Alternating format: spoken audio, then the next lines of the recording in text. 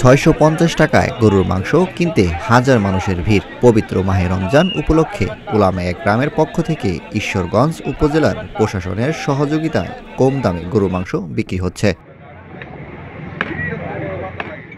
বিক্রি করা গরুর মাংসের মান নিয়ে সাধারণ মানুষের মধ্যে সন্তুষ্টি রয়েছে। কেউ কেউ মাংস কিনে বলছেন, শুধু এই জায়গাতেই ৬৫০ টাকা দিয়ে ১ কেজি গরুর মাংস কেনা যায়। ঈশ্বরগঞ্জ কোথাও এই দামে গরুর মাংস বিক্রি করা হয় না।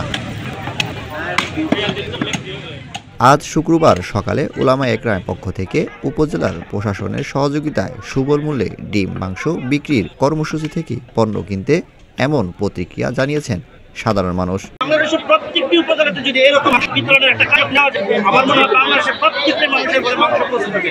বিগত যে দিনগুলোতে আমরা অনেকের ঘরে মাংস দেখতে পাই না, এখন হয়তো আমরা এই দিনগুলোতে মাংস প্রত্যেকের ঘরে দেখতে পাবো। সুলভ মূল্যের হাটটা করার জন্য এবং আমাদের এই আয়োজনটা করার জন্য উপজেলা পরিষদ কমপ্লেক্সে ব্যবহার করার জন্য এটা পবিত্র মাহে রমজান মানুষ যেন কষ্টে, মানুষ যেন বা অসুবিধার পরিবেশ সৃষ্টি সেটার জন্য আমরা সুন্দর দলমন্ত্রী বিশেষ সকলকে নিয়ে আমরা এই কার্যক্রম পরিচালনা করছি। আশিক এলাহি, প্রতিদিনের বাংলাদেশ।